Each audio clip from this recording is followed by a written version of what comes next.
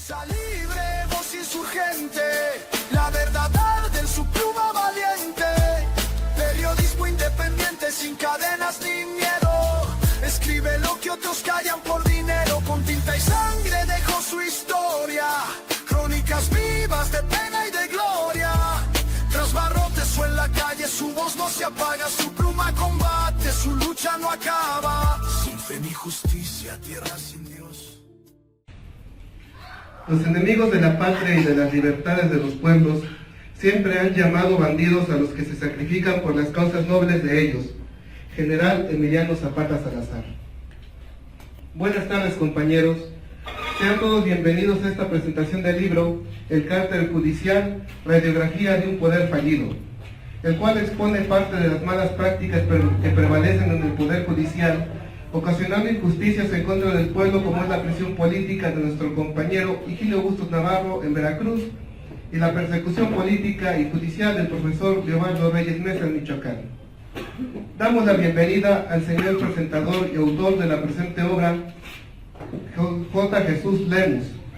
Nacido en el año de 1966 en Moroleón, Guanajuato, y durante más de 30 años se ha desempeñado como periodista, siendo reportero, jefe de información, jefe de redacción y editor de diversos diarios locales y estatales, nacionales e internacionales. Como periodista independiente, sus líneas de trabajo han sido asuntos de nivel de seguridad nacional, narcotráfico, derechos humanos, desplazamientos sociales y corrupción oficial. Por su trabajo periodístico y por venganza del poder, fue secuestrado en mayo de 2008 y encarcelado en una prisión de máxima seguridad. Logró conquistar su libertad en mayo de 2011. Posterior a su liberación, escribió obras periodísticas que le hicieron merecedor en el 2013 del Premio Internacional Pluma a la Libertad de Expresión, el cual es otorgado por la Fundación Oxfam Novik Rory Peck. Más tarde, escribiría obras como Los Malditos en 2013, Cara de Diablos 2014, Michoacán en Guerra 2014, Tierra sin Dios 2015, México a cielo abierto 2018, El licenciado García Luna Calderón y el narco 2020 y El fiscal imperial 2022 y su obra más reciente, El cártel judicial. Actualmente escribe de manera independiente la página Sensontle 400 y el de Angel Stein y tiene un programa en redes sociales de nombre Postmortem Informativo. Invitamos a nuestro público a darle una fraterna y calurosa bienvenida.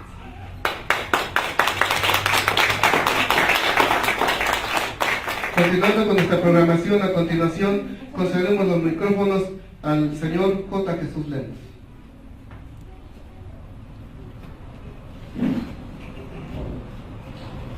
Muchas gracias por estar conmigo en esta mañana, gracias por la invitación, gracias al Frente Nacional de Lucha por el Socialismo por esta posibilidad de acercarme a platicar con ustedes un tema, creo yo, muy sensible y muy necesario de analizar. Creo que tenemos que revisar a fondo lo que está pasando en México con relación a la reforma al Poder Judicial, que nos lo presentan, sí, como una estrategia del gobierno de la Cuarta Transformación para cambiar el paradigma de la corrupción que existe en México. Nos lo presentan como una estrategia para que se acabe la corrupción, pero que en el fondo no es más que seguir avalando la corrupción.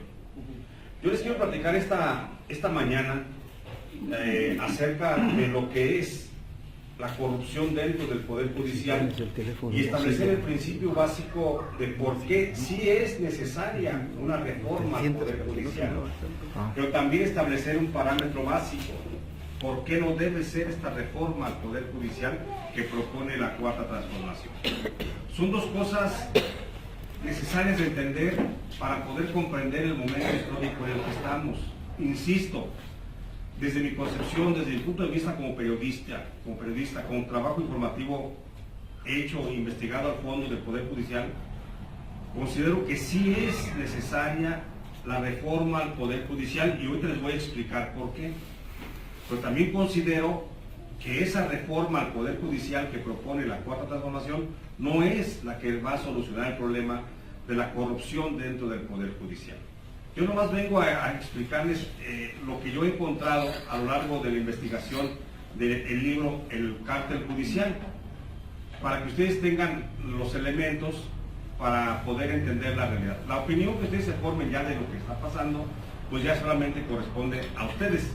Yo nada más cumplo con la obligación de ponerles sobre la mesa lo que he encontrado en el Poder Judicial de la Federación y cómo he encontrado que se encuentra. Y ya lo demás, pues ya la opinión pues ya depende nada más de ustedes. Al término de la explicación, abrimos un espacio para preguntas y respuestas y poder ir resolviendo si tuvieran alguna pregunta, alguna respuesta. Incluso si alguien quiere interrumpirles la explicación por lo que guste preguntar en el momento, lo pueden hacer sin mayor problema, ¿sí? Entonces, lo único que se trata es eso, de ir entendiendo el Poder Judicial actual cómo se encuentra. Y vamos a platicar de eso, porque, como ya lo decía mi tocayo en esta presentación, que le agradezco mucho, yo fui también una víctima del Poder Judicial. Yo también estuve encarcelado, estuve primero sometido a un proceso penal indebido por parte del Poder Ejecutivo. Yo fui llevado a la cárcel cuando denuncié en un medio independiente, en un medio que yo tenía en La Piedad, Michoacán, que se llamaba El Tiempo, que era mi periódico, y que yo denuncié las relaciones de Felipe Calderón y Genaro García Luna, las corrupciones que tenía con el cártel de los Caballeros Templarios. Yo expuse de manera precisa en un escrito de cómo estaba relacionado el cártel de Servando Gómez Martínez La Tuta, muchos lo pueden ubicar por su nombre mediático, de La Tuta, cómo hablaba con la hermana del presidente Felipe Calderón, con Luisa María Calderón. Yo eso lo publiqué. Y esa versión de cuál era la relación de los Calderón con los Caballeros Templarios, eso lo fue confirmado posterior por el propio Servando Gómez Martínez La Tuta en un video. Hay un video que todavía está en redes sociales donde el propio Servando Gómez Martínez, que hoy se encuentra preso en la cárcel de Almoloya, él mismo reconoció que tenía comunicación con Luisa María Calderón Hinojosa. Bueno, el haber denunciado eso, a mí me llevó a la cárcel federal de Puente Grande porque fui secuestrado por un grupo de policías y estuve 3 días desaparecido en manos de la Policía Judicial de Guanajuato bajo las instrucciones del que luego fue fiscal de Guanajuato, el señor Carlos Amarripa. Y Carlos Amarripa me mantuvo en tortura y luego me presenta ante un ministerio público acusándome de que yo era un jefe del narcotráfico. Me acusó de que en la estructura del crimen organizado en Michoacán estaba Nazario Moreno, primero, ustedes lo recordarán por su nombre, Nazario Moreno, me dicen el más loco, o el doctor, o el Chayo, fundador de los Caballeros Templarios. Y luego en ese organigrama estaba Servando Gómez Martínez La Tuta. Y luego decían que aparecía también yo, pero arriba de Servando Gómez Martínez La Tuta, y que yo era el segundo de a bordo del cártel de los Caballeros Templarios. Eso fue la historia que me creó Genaro García Luna y con la ayuda de Carlos Amarripa en Guanajuato. Ellos fueron los que me señalaron y me llevaron a la cárcel de Puente Grande. Y allá estuve 3 años en la cárcel de Puente Grande. Por eso les digo que conozco el sistema judicial desde adentro, porque desde ahí me tocó un juez corrupto de consigna que recibía las atenciones o las instrucciones de Genaro García Luna y le decía cómo llevar mi proceso. Y ahí me catalogaron como un juez, como un preso de muy alta peligrosidad, a grado tal que fui llevado a la cárcel de máxima seguridad de Puente Grande en Jalisco. De ahí donde se escapó el Chapo Guzmán, donde vivía el Chapo Guzmán, donde estuvo el Güero Palma, donde estaba Rafael Caro Quintero, donde estuvo el que mató a Colosio, donde estuvo el que mató al cardenal Posazo Campo. Todos esos criminales que estaban ahí, en esa parte, en esas celdas, en esa cárcel, pues estaban ahí por ese alto grado de peligrosidad. Y un juez corrupto, dijo que yo tenía ese grado de peligrosidad y me recluyó en esa cárcel y me mandó a esa prisión. Y ese juez, a lo largo del proceso, que nunca tuvo una sola prueba para señalarme culpable de lo que me estaban acusando, nunca tuvo, y aún así, porque nunca existió una prueba, nunca existió una fotografía como cuando en su momento estaba la fotografía del hijo del gobernador de Michoacán, Fausto Vallejo, o cuando estuvo el gobernador de Michoacán, Jesús Reina, que estuvo en una reunión con la tuta, nunca hubo nada de eso. En mi caso nunca hubo ni una fotografía, no hubo nunca una llamada telefónica, no hubo nunca un pago que me hicieran como algunos periodistas en Michoacán les pagaron. No hubo nada, no hubo una sola prueba que dijera que yo estaba relacionado con los caballeros templarios. Y aún así, el juez decidió considerar que yo era responsable de los cargos que me acusaban y me declaró culpable. Me sentenció en la primera instancia a 20 años, 10 por delincuencia organizada y 10 por fomento al narcotráfico, sin tener nada que ver yo, nomás porque a un juez se le hincharon, nomás porque quiso, nomás porque pudo, me sentenció a 20 años de cárcel dentro de la cárcel de máxima seguridad, sin existir, les digo, ni la mínima prueba. Porque tú dices, bueno, estaba en una fotografía con los narcos, ¿no? Bueno, es que recibió un pago de los narcos. Bueno, es que recibía o tenía el teléfono de la tuta en su teléfono. O se reunía con una persona que era el enlace de la tuta. Nada. Sin existir una sola prueba, un juez intocable, de esos que no puedes ver, porque yo le pedí muchas veces audiencia, nunca me la concedió. De esos jueces que mis familiares, mi esposa, mi hija, iban a buscarlo para platicar con él, que nunca las recibió. De esos jueces que no pisan el suelo. Así es el Poder Judicial. Una bola de corruptos que se beneficiaron de los privilegios de un régimen podrido también. Y eso se convirtió en el Poder Judicial. Bueno, en mi caso, ese juez me dijo que yo estaba sentenciado a 20 años de prisión y ordenó mi encarcelamiento, mi mantención ahí en la cárcel, y yo estaba dispuesto ya, esperando sin deber nada, sin tener nada que pagar, dispuesto a pagar una condena de 20 años. Afortunadamente, bueno, apelé, y afortunadamente hubo una jueza, una magistrada que entendió mi caso y dijo, ¿dónde está la prueba que lo acusa a Jesús Lemus de que sea responsable del delito de narcotráfico o del delito de delincuencia organizada, de fomentar el narcotráfico, de la delincuencia organizada? No encontró nada porque no había nada en el expediente, porque nunca hubo una sola prueba. Les digo, no hubo nada que me incriminara, nada más estuve ahí por la decisión del presidente Felipe Calderón, por la decisión del secretario de Seguridad, Gerardo García Luna, por la decisión de la entonces Procuradora General de la República, Marisela Morales, que hoy quiere ser candidata, por supuesto, es candidata a ministro de la Suprema Corte de Justicia, y por supuesto que no puede llegar. O sea, estuve por decisión política en la cárcel utilizando el Poder Judicial. Salí absuelto de la cárcel porque una magistrada dijo, esto no tiene nada que ver aquí, no tiene una sola prueba, no hay nada que lo señale como responsable, y me liberó después de 3 años y varios días. Después de 3 años de estar en la cárcel, salí yo absuelto y me pude yo reintegrar y reincorporar a mi vida. Si yo hubiera sido un narcotraficante, pues no estaría yo aquí platicando mis historias, escribiendo libros, ¿sí? Y hubiera vuelto yo a mi negocio y hacer lo que se tenía que hacer, dinero. No, la verdad es que como nunca fui, pues regresé a lo mío. Y ese es el caso. ¿Por qué les platico esta historia del Poder Judicial? Porque eso es el Poder Judicial. Es una bola de corruptos, de jueces que se beneficiaron económicamente con la opacidad y que mucha gente, a ellos les benefició y que mucha gente ni siquiera supiera que existían. Porque si no existen no les reclamas. Y eso fue lo que pasó. Y a nosotros el sistema le llamo yo a todo lo que otros le dicen el Estado, el sistema político mexicano ha sido tan astuto que se ha sabido camuflajear una y otra vez. Al principio, cuando nació un PRI revolucionario, luego se convirtió en un PRI institucional, y luego se convierte en la propia oposición de ese PRI para convertirse en un partido Acción Nacional, que es lo mismo. Ustedes fíjense, y son los mismos, van brincando de un lugar, de un puesto a otro puesto, y son los mismos los que están en el poder desde hace 30 años, 40 años. Por eso no importa si cambias al presidente de la República, no cambia nada.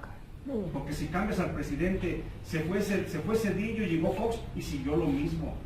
Se fue Calderón, que era del PAN, y llega Peña Nieto y siguió lo mismo. Se fue Peña Nieto y llegó Andrés Manuel López Obrador y siguió lo mismo. Todo es siempre un sistema que está cambiando el sistema no cambia, están cambiando los presidentes de la República, pues, pero la clase gobernante, los directores de área, los subdirectores, los subsecretarios, esos son los mismos que brincan de un lugar a otro. Y hoy alguien puede estar como director de obras en las comunicaciones y transportes y mañana está como director de finanzas en el Seguro Social. Y luego cambias al ISSSTE, y luego lo cambian a la Comisión Nacional del Agua, luego lo cambian a Gobernación, y allí están brincando. Ese es el verdadero cáncer que tenemos en México. Y ese cáncer nos había hecho pensar que todo iba bien, nos había hecho pensar incluso que el propio Poder Judicial ni siquiera se debería tocar, porque hubo un momento en el que se exigía democracia y comenzamos a exigir la elección a través del voto, que es la principal manifestación de la gente para la renovación de sus autoridades. Y comenzamos y dijimos, hay democracia en el Ejecutivo, que se elijan desde el gobernador, los presidentes municipales y hasta el presidente de la República, y muy atentos todos. Y luego esa democracia la pasamos a los diputados locales, a los senadores y a los diputados federales. Y entonces dijimos, ya somos un Estado democrático porque tenemos elecciones. El Poder Ejecutivo se renueva por elección, el Poder Legislativo se renueva por elección, y no queríamos tocar al Poder Judicial. Acuérdense que somos una república, y como república nos basamos en el principio del equilibrio de tres poderes. Un poder que ejecuta, que es el Ejecutivo, que casi es encabezado por el presidente. Un poder que hace las leyes, que es el Legislativo a través de la Cámara de Diputados y la Cámara de Senadores. Y un Poder Judicial, que es el que se encarga que el Ejecutivo y el Legislativo cumplan las leyes. Es el principio de la democracia y de la República en México. Es el principio de la operación de los tres poderes, del Poder Ejecutivo, el Poder Legislativo y el Poder Judicial, actuando autónomamente, vigilándose unos a otros. Ese es el principio de la democracia. Había funcionado bien mientras se decía que se elija al Ejecutivo, que se elija al Legislativo, pero que no se elija al Judicial. Y muchos comenzaron a decir, no debe haber elección del Poder Judicial. Claro que debe haber elección del Poder Judicial. Tiene que haber elecciones del Poder Judicial, porque entonces ¿cómo vamos a estar abiertos a esa democracia, a esa participación? Es una obligación, tiene que haber. ¿Por qué sabemos quién es el presidente municipal de cada una de nuestras localidades? ¿Por qué sabemos quiénes son nuestros regidores? Porque los votamos. ¿Por qué sabemos quién es el presidente de la República, quién es el diputado federal, quién es el diputado local? Porque lo votamos. Y cuando lo votas tú sabes quiénes son, porque se te quedan grabados quiénes están en la contienda, y de 5 candidatos a presidente municipal eliges a uno y entonces dices, ya sé quiénes son. Pero entonces esa misma falta de participación de la gente en la votación del Poder Judicial era lo que hacía que los jueces fueran oscuros, fueran invisibles. Como no votábamos por el Poder Judicial, no sabemos quién estaba ahí. Y yo me atrevo a decirles una cosa, le regalo un libro en este momento a quien me diga el nombre de un magistrado, bueno, que me diga el nombre de un, que no se acuerda, que me diga el nombre de un magistrado de este circuito judicial que es Michoacán. No los conocemos. ¿Quién se sabe el nombre de un juez de distrito de Michoacán, de un juez federal? No sabemos quiénes son. Y no sabemos quiénes son los magistrados, quiénes son los jueces en Michoacán. ¿Por qué? Porque no los votamos. ¿Necesitamos votar a los jueces? Sí, necesitamos votarlos. Hay que llevarlos a las urnas y hay que elegirlos nosotros, pero no bajo el esquema de la Cuarta Transformación. Miren, cuando yo estaba haciendo el libro del Poder Judicial, que se llama El Cártel Judicial, y que decidí llamarlo el libro del Cártel Judicial porque lo que pasa en los tribunales o en los juzgados de distrito del Poder Judicial es igual que lo que pasa dentro de los grupos del cártel de las drogas. Allá son juzgados o son tribunales, como les llaman, y las cambiaron por casas de seguridad. Y los jueces cambiaron los trajes de campaña, de guerra, de los sicarios, por togas y por birretes y por todas esas cosas. Y las armas, los AK-47, los R-15, las 9 milímetros, las bazucas del crimen organizado, el Poder Judicial las cambió por leyes, porque son tan letales las leyes mal aplicadas como son letales las armas que utilizan los narcotraficantes. Por eso decidí, por eso le puse a ese libro el cártel judicial, porque se convirtieron en un cártel. La forma en que operan los cárteles de las drogas en México es la misma forma en que operan los distritos judiciales. Es la misma forma en la que operan los juzgados desde circuito.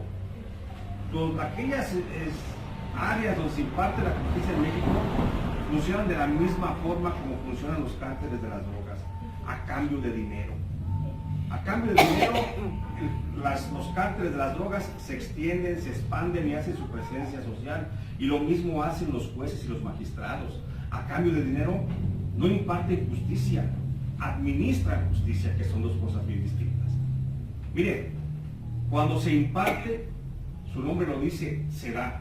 Y cuando se da a quien sea y se da a discreción. Cuando se administra, se da poquito y se quita poquito.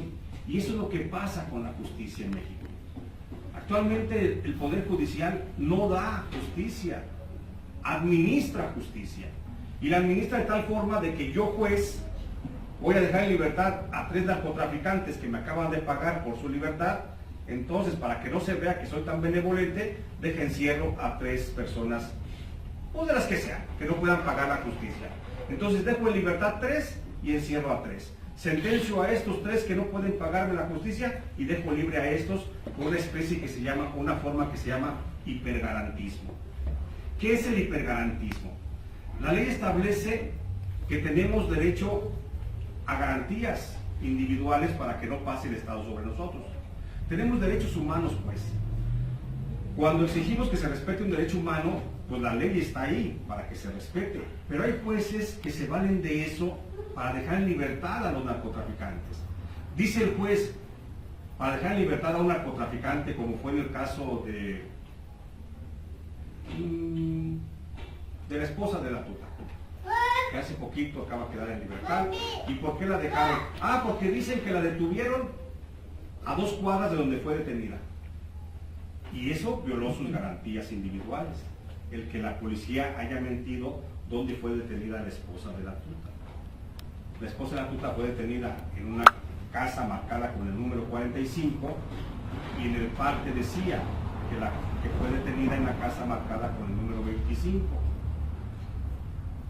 Aquí hay una violación al derecho de la detenida, por supuesto, pero el juez exageró en protegerla.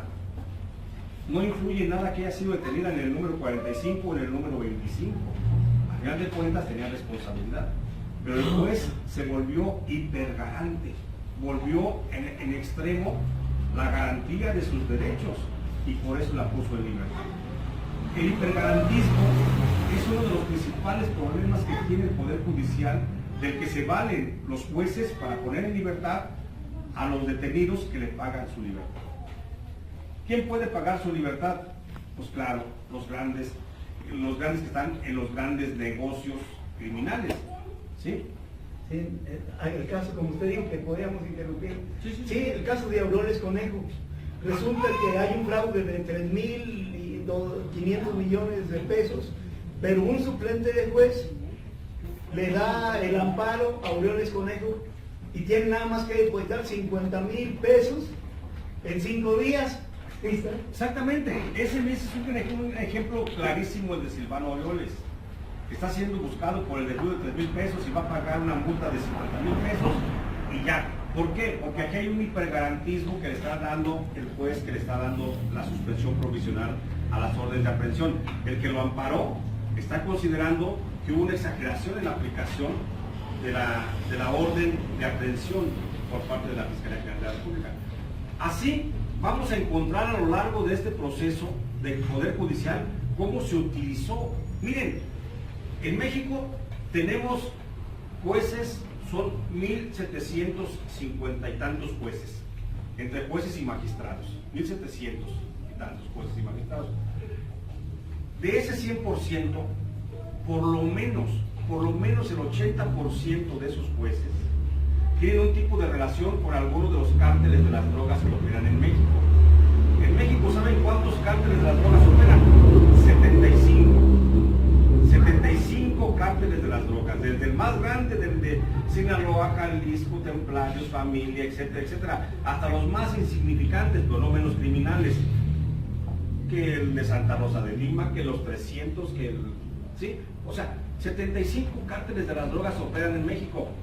Y esos 75 cárteles de las drogas, por lo menos tienen un solo juez que siempre está dispuesto a atenderlos. Tienen un juez que es su amigo y que les apoya para salvar o sacar de la cárcel a los miembros de esa agrupación cuando haya necesidad. Es decir, por lo menos existen 75 jueces dentro del Poder Judicial que están ligados directamente con los cárteles de las drogas. Por lo menos 75, pero yo en la investigación que hago encuentro que por lo menos el 80%, es decir, más de 1.200 jueces, podrían estar relacionados con los cárteles. Y no nada más con los cárteles, porque hablamos de los cárteles como los grupos criminales más peligrosos, pero también hay organizaciones fácticas peligrosas, el ejército, la iglesia, organizaciones religiosas, empresarios, sindicatos. O sea, hay diversos grupos que tienen mucho interés en tener control de un juez y compran jueces, y hay jueces que se dejan comprar. Yo, en mi libro El Cártel Judicial, establezco que por lo menos de cada 100 jueces que existen en operación, por lo menos 80 tienen compromisos con alguien. Y solamente 20 de cada 100 son los que estarían en posibilidad de considerarlos como jueces honestos. Es decir, de todo el Poder Judicial, solamente se podría salvar el 20% de los jueces. Lo que nos lleva a pensar entonces que no todo el Poder Judicial está corrompido. Hay un 20% de jueces que se puede salvar. Pero en esta reforma nunca se pensó en los que se tienen que salvar. Se dijo que todos eran corruptos y parejo a todos los comienzan a votar. Ahorita voy a tocar el tema de la reforma. Para ver nada más y para entender de qué tamaño es la corrupción dentro del Poder Judicial, hay que establecer una cosa.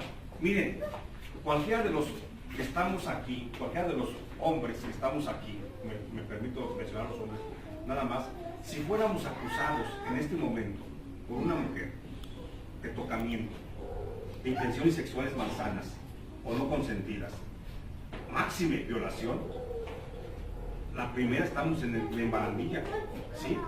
Porque eso es lo que pasa hoy. Si alguien lo acusa a una señora, a una mujer, de que sabes qué, me tocaste, me quisiste hacer o me hiciste, pero estás allá porque el peso de la mujer, de la voz de la mujer, es mucho. Está bien, está muy empoderada la mujer. ¿Qué pasa en el Poder Judicial? En el Poder Judicial yo hice una investigación y encontré que por lo menos 70 jueces y magistrados estaban acusados por trabajadoras, secretarias de juzgado, secretarias de acuerdo, secretarias normales ahí que contestan el teléfono, que estaban acusados, 70 jueces y magistrados acusados de violación, ya no más de intento, no, de violación. ¿Saben cuántos jueces están procesados por eso? Ninguno de los 70 jueces y magistrados acusados de violación, con pruebas y con formas de las señoras que fueron agredidas, ninguno está ante el Ministerio Público, mucho menos ninguno está sometido a proceso. ¿Por qué? Porque el Consejo de la Judicatura, que es como el órgano que gobierna el Poder Judicial, dijo que no se hicieran las investigaciones. ¿Y sabe cuál fue la sanción mayor que le aplicaron a estos jueces? El cambio de adscripción. Ah, tú eres un juez violador de Colima, de castigo te voy a mandar a Tamaulipas. Ah, tú eres un juez violador de Zacatecas, de castigo te mando a Durango. Ese fue el mayor castigo que hicieron los pinches jueces. O sea, es que no hay otra forma de decirlo, ¿no? O sea, discúlpeme, pero ¿cómo dices que el Consejo de la Judicatura esté tapando y solapando las porquerías de otros jueces? Y no hubo una investigación. Bueno, hubo una investigación, pero no hubo una denuncia ante el Ministerio Público. No hubo nada. Ah, porque ¿saben qué? Porque además, fíjense, si ustedes como ciudadanos cometen una agresión, y yo le digo algo aquí a mi compañero y violo sus derechos humanos, lo más natural es que el compañero vaya a la Comisión Nacional de los Derechos Humanos y me interponga una denuncia por haber violentado sus derechos humanos. ¿Sí? Es lo más normal. Eso pasa en la sociedad. Todo ente o toda persona o toda institución que violente los derechos humanos de alguien, pues tiene que ser denunciado ante la Comisión de Derechos Humanos, y la Comisión de Derechos Humanos va a accionar contra ese que violentó los derechos, ¿sí? Bueno, pues en la ley está establecido que un juez no puede ser denunciado ante el Ministerio Público, ante la Comisión de Derechos Humanos, ni que un juez, ni que la Comisión de Derechos Humanos tiene facultades para preguntarle a un juez sobre violaciones de derechos humanos. O sea, ellos están intocados en cuanto a la violación. Ellos pueden pasar por encima de nosotros y no pasa nada. Esos cabrones pueden decidir y violar los derechos de cualquier ciudadano y nadie puede ni siquiera denunciarlos ante la Comisión de Derechos Humanos, mucho menos la Comisión hacer algo contra ellos. Esa es otra de las razones por la que el Poder Judicial se volvió oscuro. Además, hay otro caso que lo expongo de manera muy clara en el libro. Ningún juez puede ser ordenado por ninguna instancia a que explique sus acciones. La Secretaría de Buen Gobierno y Anticorrupción en México pues establece un principio básico, que todos los jueces, todos los funcionarios públicos deben someterse a un escrutinio de su función, deben someterse a una revisión. Si llega el sistema anticorrupción y te comienza a revisar en tu dependencia, te tienen que revisar a fondo. Pero ese sistema anticorrupción no aplica contra los jueces. Los jueces por ley no pueden ser sometidos a revisión de su trabajo. O sea, la ley les da muchísimas facultades a los jueces para que sigan siendo opacos, omisos y sobre todo sigan actuando de una forma muy personal en la aplicación de la ley. Porque uno de los principales problemas que tenemos en el Poder Judicial es una cosa que se conoce como prevaricación. La prevaricación es cuando un juez sabe que está mal fundada su sentencia y sabe que va a causar daño su sentencia. Cuando se cumplen esos dos principios, que un juez dice, yo sé que está mal lo que voy a dictar y sé que le voy a causar daño a Juan, Pedro o Luis, pero ahora sí lo voy a hacer, eso se llama prevaricación. Eso no está castigado en la ley, pero todos los jueces incurren en ello. Saben que están mal. ¿Qué pasó con el profesor Leobardo Reyes? ¿Sí? Saben que la sentencia, lo que se les dicta, está mal fundado, no tiene fundamento legal, pero aún así, con tal de causar daño, lo aplican. ¿Sí? Entonces, esos son las razones, entre otras que podría citar, no me quiero extender mucho para no aburrirlos. Esas son las razones por las que yo encontré por las que sí debe haber una reforma al Poder Judicial. Sí es necesaria una reforma al Poder Judicial, por supuesto. ¿Es necesaria una votación de los jueces? Por supuesto que sí. Lo que también establece el principio básico es que esta reforma al Poder Judicial que nos propone la Cuarta Transformación no es bajo ninguna circunstancia algo que se acerque a esta necesidad de transformación que tenemos en el país. Esta reforma al Poder Judicial, donde se van a votar jueces de distrito, no puede ser posible. Y no puede ser posible por una sola situación. Lo demás sale sobrando. Miren, cuando ustedes eligen un presidente municipal, lo eligen ¿quiénes? Solamente los vecinos de ese municipio, ¿no? Es decir, el presidente de Quiroga, ¿quién lo elige? Por los habitantes de Quiroga. No pueden ir los habitantes de Morelia a votar por el presidente de Quiroga. Ni pueden los de Quiroga votar por el presidente municipal de Morelia. Es una cuestión de territorialidad, porque es en esa parte donde se desempeña el presidente municipal. Cuando vas a votar un gobernador, pues al de Guanajuato lo votan nomás los de Guanajuato. Los de Michoacán no podemos ir a votar por el de Guanajuato. O los de Jalisco no pueden votar por el gobernador de Colima. Es una cuestión bien básica. Bueno, en esta elección del Poder Judicial, los distritos y sobre todo los distritos, los jueces de distrito, ¿en dónde está su territorio? ¿Dónde gobiernan? Un juez de distrito tiene todo el territorio nacional, porque un juez de distrito de Morelia puede llevar asuntos de Culiacán, puede llevar asuntos de Villahermosa, de Yucatán, de Mérida, de cualquier parte puede llevar. Entonces, lo que quiero decir es que los distritos judiciales no tienen una territorialidad. No hay un límite geográfico en el que digas solamente los de aquí pueden votar. Entonces yo voy a votar en esta próxima elección por un juez de distrito de Tamaulipas. Ni siquiera conozco Tamaulipas.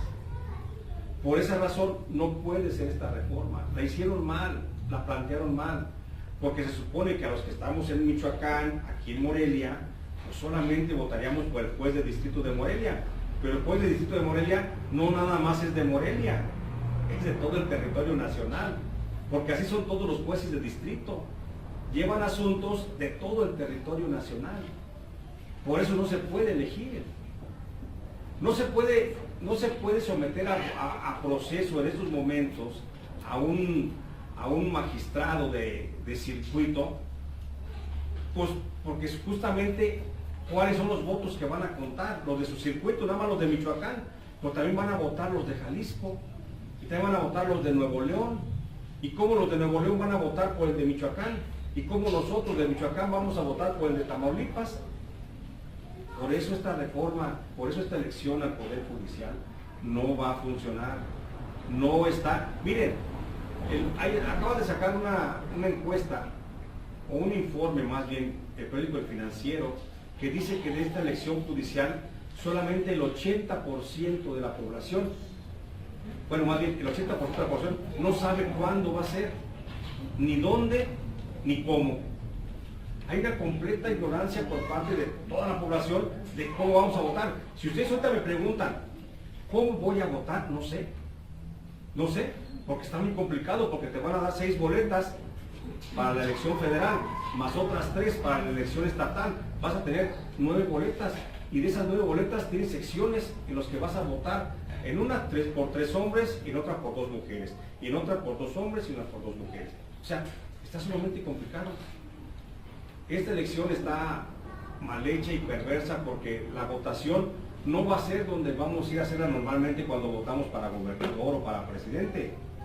Cuando votamos para presidente ya sabemos cuál es nuestra casilla, y vas a tu casilla y votas, o para presidente municipal, o para diputado, o para lo que sea. Tú vas y votas en tu casilla, que ya sabes dónde queda, cerca de tu casa.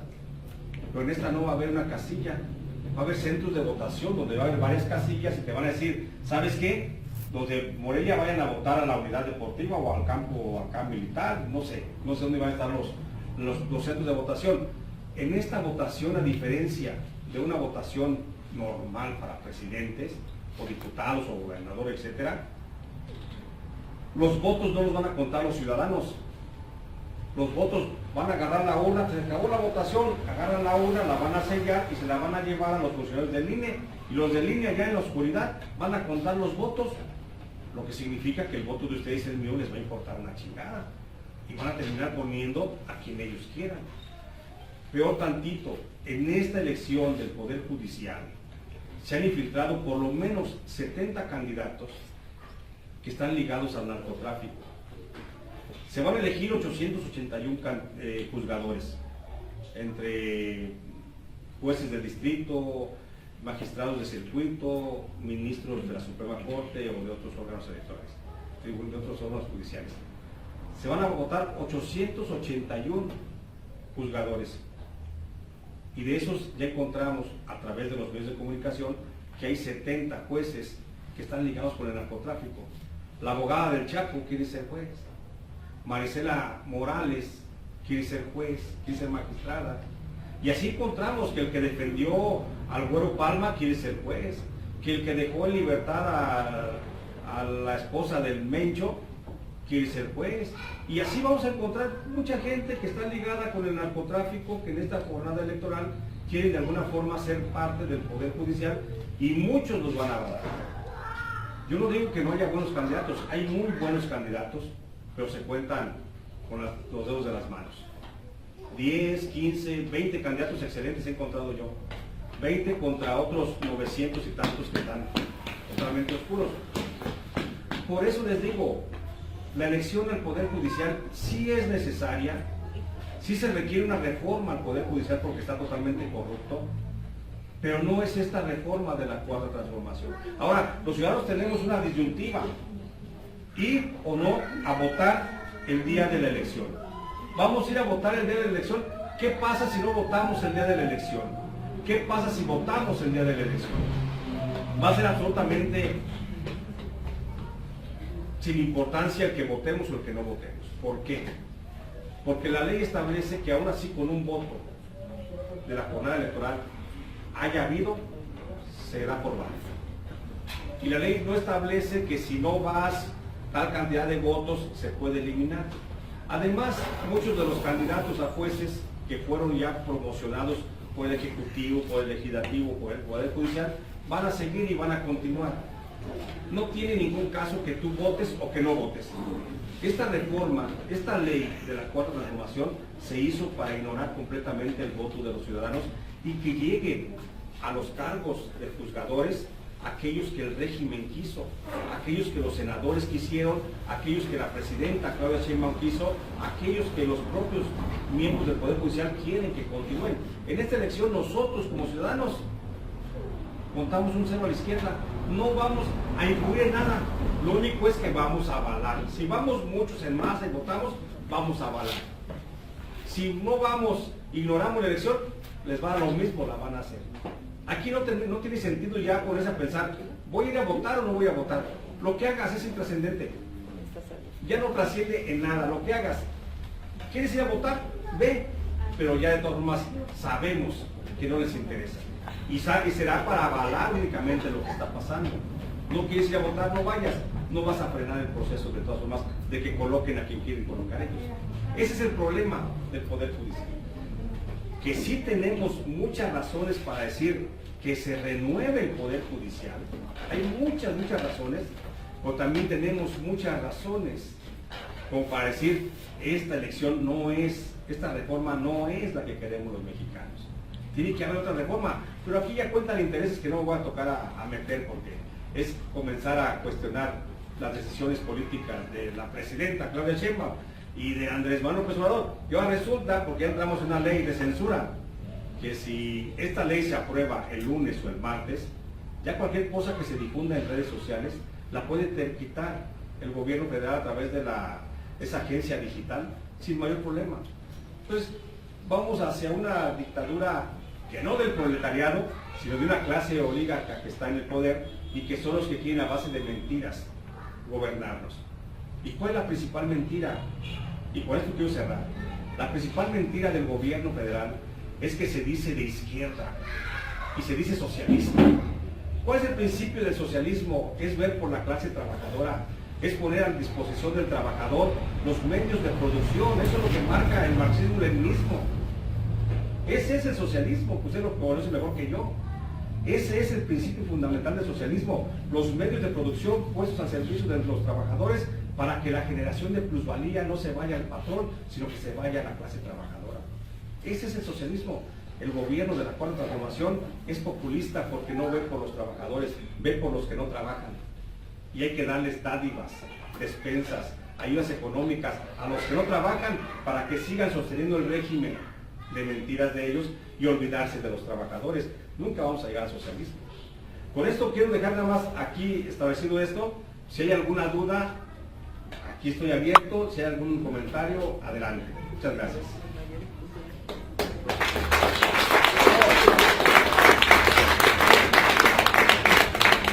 Lo que el pueblo necesita para gozar de libertades es su emancipación económica, base inconmovible de la verdadera libertad. Ricardo Torres Magón.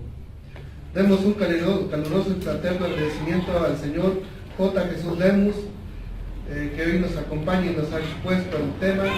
Ahora, como siguiendo nuestro programa, abriremos un espacio para el público para que pueda realizar preguntas. Entonces, quien desee realizar alguna pregunta, alguna intervención, puede levantar la mano.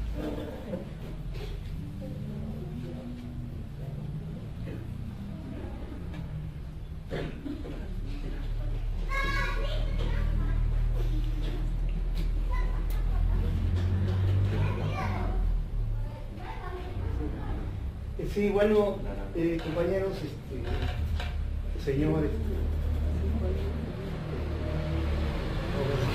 un intelectual de parte del proletariado. Eso vemos, ¿no? Claro. Estamos pues en una cuestión de fortalecimiento de las dictaduras a nivel mundial, tanto en Europa y en Estados Unidos más escalado con Trump. Y como dice usted acertadamente, en México se crean las condiciones para fortalecer esa dictadura, porque la dictadura de la oligarquía o de la burguesía es la forma de estructura fundamental que sostiene al capitalismo. Ahora sí es muy grave que haya 75 más carteles que consideramos otros grupos paramilitares, que en cierta manera son también sostén de la estructura de propiedad privada, de capital, ¿sí? Entonces aquí sería cuáles serían las alternativas, porque por una parte sí es importante no descuidar también esos espacios de lucha.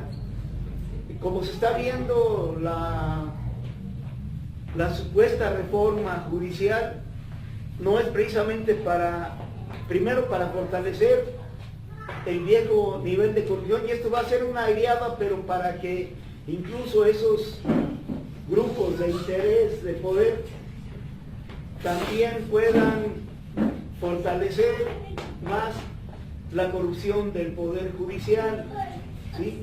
Entonces aquí sería cómo desarrollar la posibilidad de ir generando esos espacios como una parte de participación de un poder popular que se vaya construyendo, ¿sí?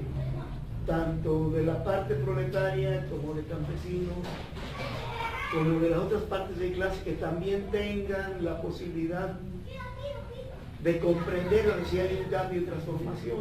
Sí. La lucha por el socialismo ahorita aparece todavía con cierta cuestión de debilidad, Claro. pero hay coyunturas a nivel mundial y nacional que pueden dar esa cuestión de renacimiento a la lucha por el socialismo. Y yo considero que en México tenemos desde hace mucho tiempo esa lucha por una revolución socialista, Sí. pero con diferentes impactos dentro de los sectores populares. Entonces aquí sería la pregunta, sería cómo, qué tan factible sería buscar formas también de que como parte de la estrategia de lucha por el socialismo se pueda abrir espacios de lucha para una verdadera reforma. Pues sería también una cuestión de nosotros dos poderes, o si es factible. Sí, es factible. Sí, que se le pueda participar en nuestros poderes, porque esta reforma al Poder Judicial necesitaría de un cambio rotundo de las leyes para crear esos aspectos que usted señala muy importantes, de las instituciones fiscales, de los espacios de poder que en realidad van a ser una fachada para fortalecer de nuevo ese proceso de corrupción. Sí. Pues no sé, Sí es factible. Sí, mire, sí es factible la transformación y la lucha hacia el socialismo, abandonando los esquemas que tenemos actualmente. ¿Cuál es el esquema que en América Latina se ha presentado como base para que el socialismo progrese? Se ha presentado solamente un esquema. El esquema es el partido de izquierda que se siente o se dice socialista, pacta con el sector económico y pacta con los empresarios de mediano pelo y pacta sobre todo con aquellos que le pueden financiar económicamente. Por eso vemos en México, en América Latina, el surgimiento de grupos narcosocialistas. Son grupos como el de Venezuela, como el de Colombia, como el de Nicaragua, como el de Cuba, que lejos de acercarse con el trabajador, han pactado con el narcotráfico porque les es más redituable y más rápido el acceso a fondos. Mira, actualmente el modelo socialista de América Latina quiere avanzar tan rápidamente en el posicionamiento y en la escala de ese poder popular llevado hasta los mandos a través del financiamiento. Por eso van inmediatamente con los grupos del narco que les pueden dar para posicionarse, que es el caso como por ejemplo de Morena. No están pensando en el método tradicional que plantea Lenin, en el que es vamos a la escuela, vamos a la fábrica, vamos al campo, vamos a la mina a platicar y a crear base con el trabajador. A través de la información y del conocimiento de lo que está pasando, vamos a construir el poder popular. Eso lo establece, es un principio básico del socialismo. Establecer las normas de crecimiento a través de la información en la escuela, en la granja, en el campo, en la mina, en la fábrica. Eso lleva mucho tiempo. Por eso muchos gobiernos, muchos partidos de izquierda hoy se han sumado y han dicho, espérame, yo quiero llegar rápido. Y por eso se sumaron y se acercaron a los grupos del narco para que les financien y puedan ellos fortalecer sus núcleos de poder, su poder popular ascendido a los mandos de dirección de una nación o de una región. Pero se puede, si la lucha por el socialismo se tiene que reconfigurar en América Latina. No podemos vivir en un narcosocialismo como el que plantean hoy algunos regímenes latinoamericanos. Tenemos que regresar al socialismo básico, al deber por la clase trabajadora, hablar con los trabajadores, hablar con los campesinos, en la fábrica, en la mina, en el campo, en sus lugares. Tenemos que regresar y construir ahí con conocimiento a través de la estructura. Hay muchas herramientas culturales con las que podemos llegar, la música, la literatura, el teatro.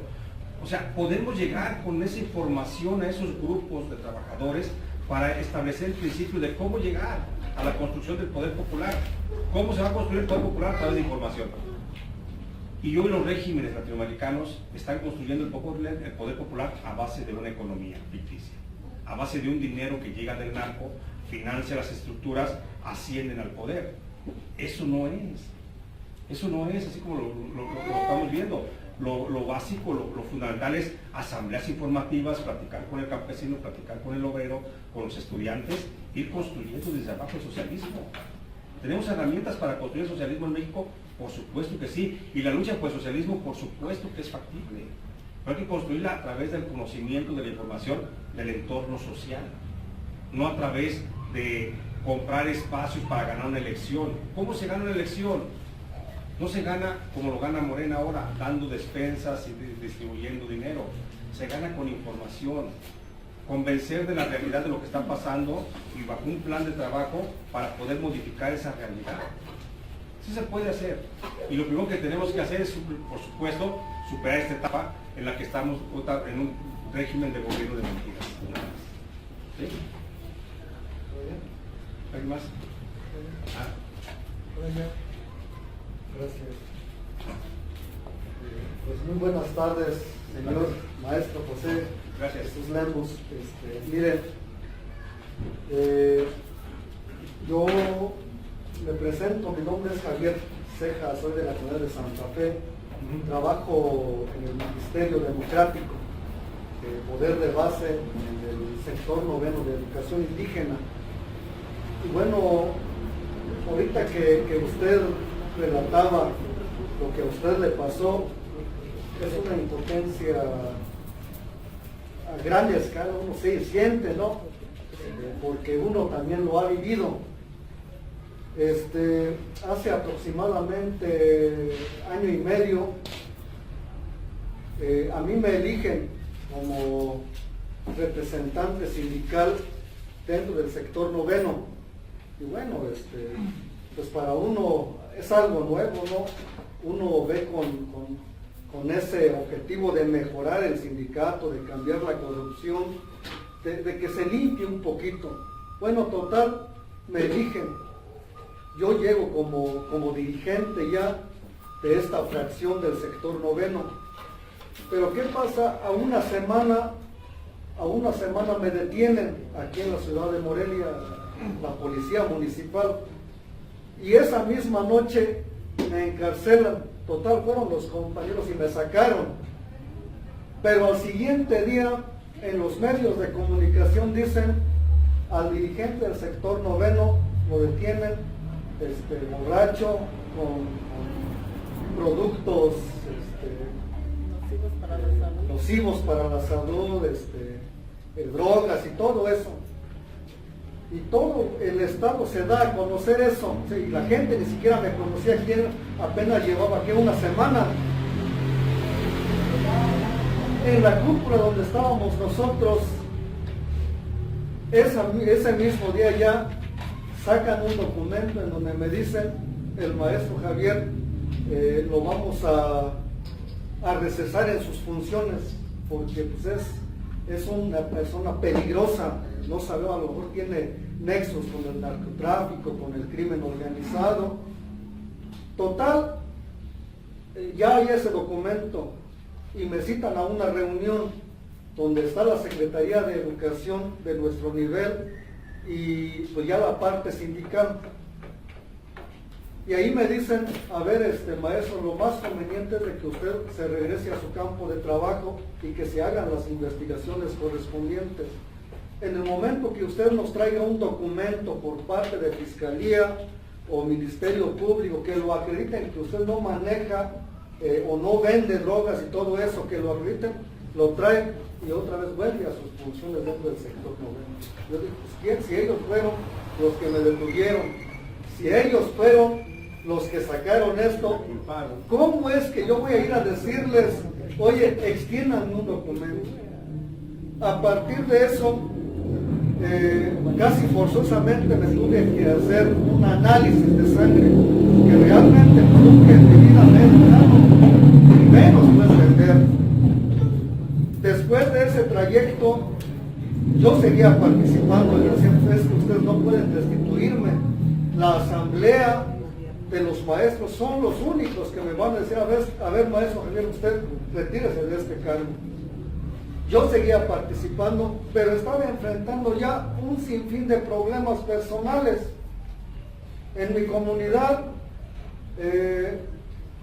más o menos a 5 o 7 minutos donde yo vivo, iba caminando y que me detienen, se detiene un vehículo, me acuerdo, era un vehículo familiar blanco y se bajan 4 personas armadas y me golpean, inventándome la madre y y yo dije, bueno, pues qué chingados está pasando, pues.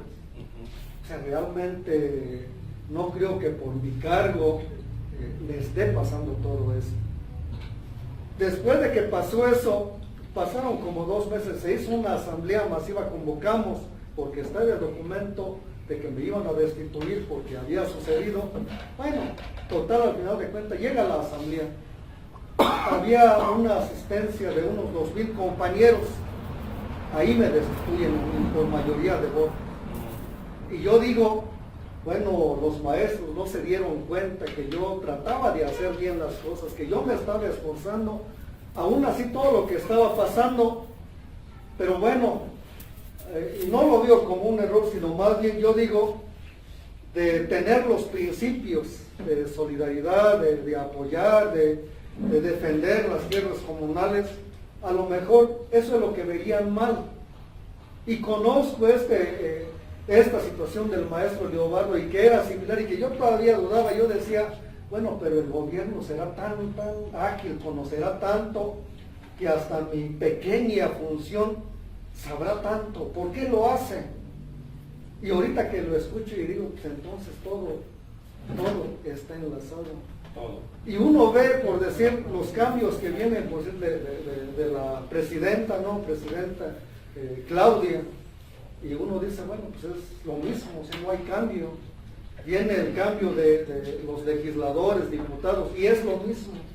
Ahora viene el cambio ya del Poder Judicial, que yo también digo, va a ser lo mismo. Es lo mismo, va hacia peor. Pero ahora yo me pregunto, el qué hacer, el cómo hacer lo que preguntaba el maestro, el cómo hacer, qué seguir, porque nuestras bases, y a la vez yo entiendo, por decir, en mi comunidad, ahora que se dio el cambio, a nuestros mismos compañeros, los partidos políticos les ofrecen ¿no? hasta una playera, ¿no? Y a veces ahí van los compañeros.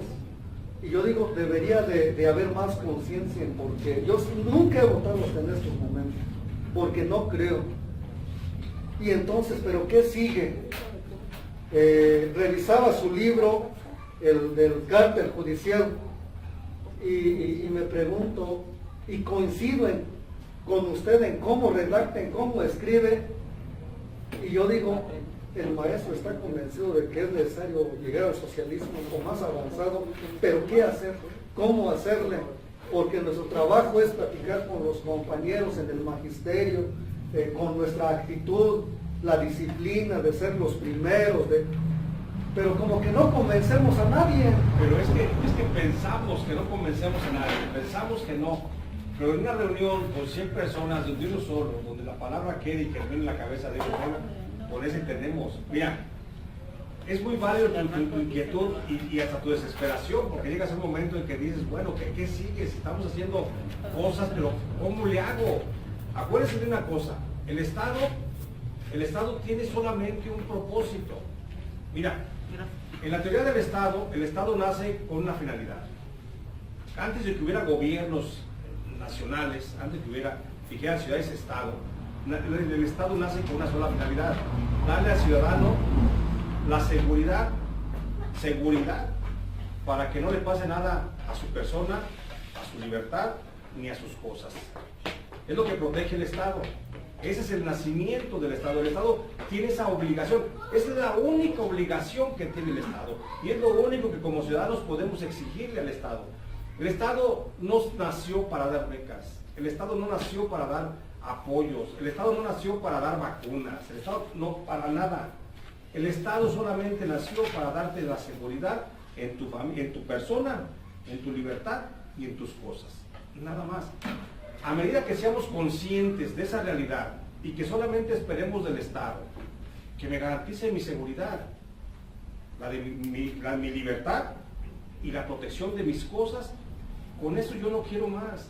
A medida que tú dependas del Estado y que vayas y le exijas al Estado, oye, ponme una lámpara aquí, ponme un tope acá, pavimentame esta carretera. El Estado no nació para eso. Eso no es el Estado. A medida que nosotros mismos comencemos a ser independientes del Estado, vamos a tener que llegar a un estado en el que no esperemos nada, a un momento en el que no esperemos nada del Estado, y es cuando vamos nosotros a comenzar a crecer políticamente. El momento en que tú digas, yo no espero nada del Estado porque el Estado es represor y el Estado tiende a chingarme. No nada más se conforma con que nació nada más para eso. El Estado tiende a chingarme. Mira, el Estado es tan poderoso y es tan fuerte y es tan pesado que por eso mismo el Estado creó un sistema para no aplastarte, que se llama Constitución. La Constitución es una serie de garantías y de leyes que establecen que te va a proteger contra el Estado. Porque el Estado es tan pesado que si deja caer todo su peso, nos aplasta como su mano. Entonces, por eso el Estado creó un mecanismo para que él mismo no aplastara a la gente. Creó el mecanismo que se llama Constitución, y dentro de esa Constitución creó otro mecanismo que se llama amparo, para defenderte del propio Estado. Es decir, el Estado sabe de lo peligroso que es en sí, porque el Estado es peligroso, máxime si es manejado por el sistema pequeño burgués o el capitalismo.